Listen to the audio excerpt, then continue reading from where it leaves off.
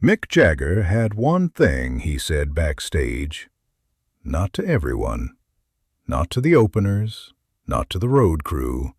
Not to the journalists who followed the tour from city to city. Just once. And only to the artists he believed would outlast everyone else.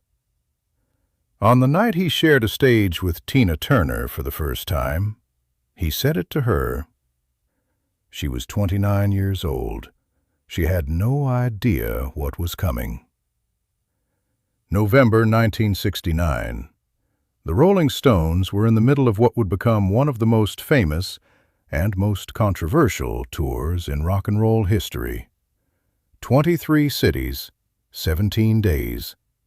Audiences that screamed so hard the sound bled through the walls of the arenas before the first note was played. And opening every single night, before the Stones walked out, was a woman from Nutbush, Tennessee, who was about to do something to those audiences that the headliners hadn't expected. The booking had been Mick Jagger's idea. He had seen Tina Turner perform once before, a smaller venue, an earlier year, and had filed something away.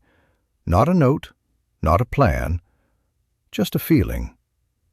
The feeling that some performers don't open for other performers. They simply haven't been given the right stage yet. Ike Turner had managed the logistics of the tour, booking the way he managed everything, with control and precision that left no room for discussion. He set the set list, he set the performance length, he set the order of every element of the show. Tina sang what she was told. She moved the way she had been told to move. She opened the show the way she had been instructed to open it. And then the music started. And everything that was controlled became something else entirely. The first night, San Diego, November 8th, 1969. The crowd had come for the Rolling Stones. They were polite for the opener, attentive in the vague way that audiences are when they are waiting for the thing they actually paid for. That lasted approximately 45 seconds after Tina Turner started moving. What happened in those crowds night after night was not a response to a performance.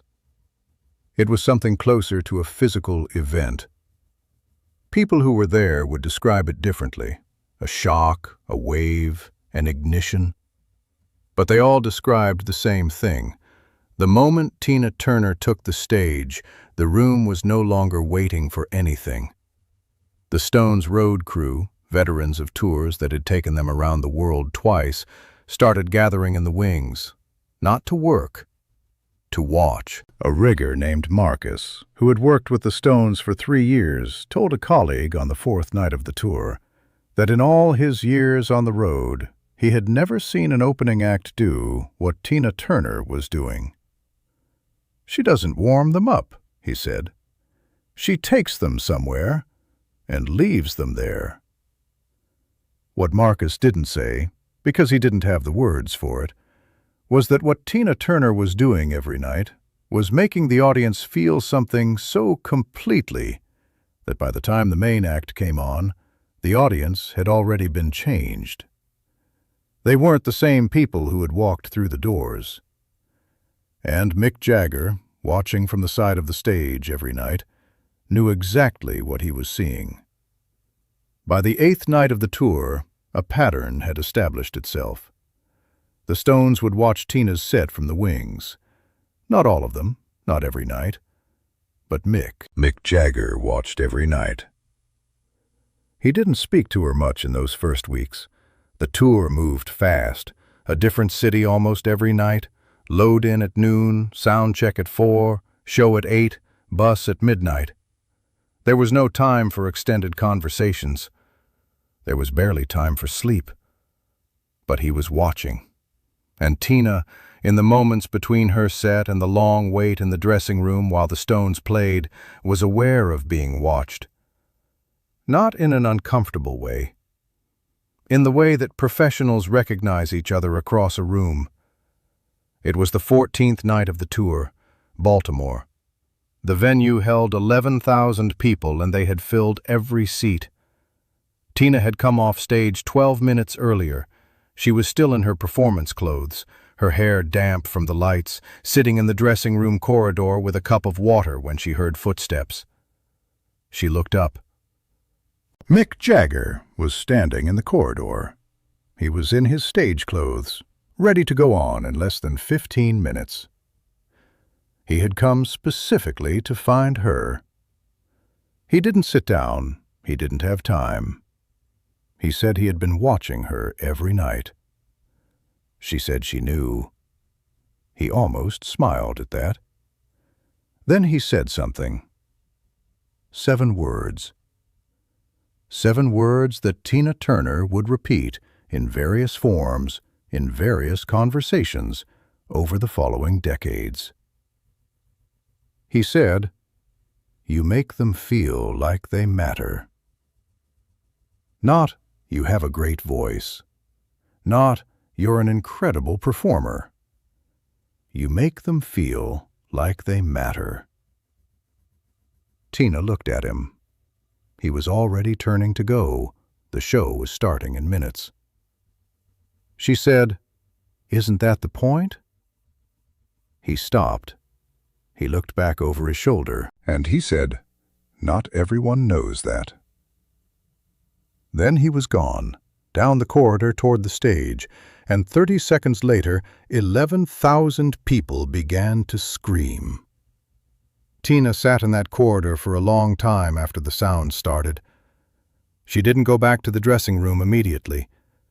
She held the cup of water in both hands and looked at nothing in particular. The sound of 11,000 people was coming through the walls, but she was thinking about 7 words. You make them feel like they matter. She had been performing for more than 10 years at that point.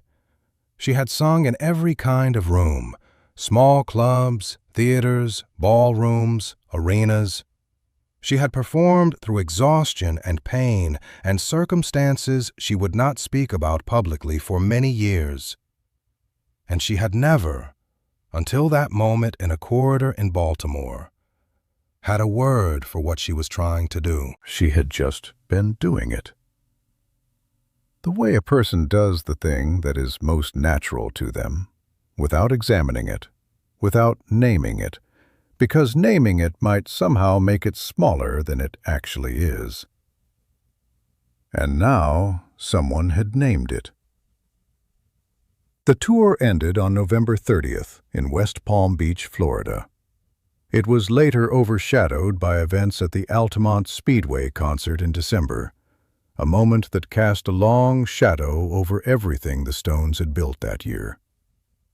But the tour itself, in the cities and nights before all of that, had done something.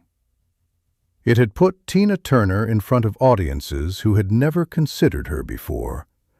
Hundreds of thousands of people who came for one thing and left having seen something they hadn't been prepared for. In the years that followed, music journalists would sometimes write about the 1969 Stones tour as a moment that helped expand Tina Turner's audience beyond the circuit she had built with Ike. They were right, though they rarely named the reason with any precision. The reason was simple. Night after night, in city after city, Tina Turner had walked onto a stage full of people who had not come to see her, and she had made every one of them feel like they mattered. Decades later, in conversations about her life and career, Tina Turner would speak about the qualities she believed a performer needed to survive: discipline, commitment, the ability to give completely every time, regardless of the circumstances. She rarely named them as techniques. She named them as choices. Things a person decides to do or decides not to. In a corridor in Baltimore, in November 1969, with a cup of water in both hands and the sound of 11,000 people coming through the walls, a 29-year-old woman sat with 7 words and understood, perhaps for the first time, that the thing she had been doing all along had a name. and that the name was the point. If this story stayed with you, share it with someone who needs to hear it today. Subscribe for more untold stories from the artists who changed everything. And leave a comment. Which Tina Turner performance made you feel like you mattered? We read every single one.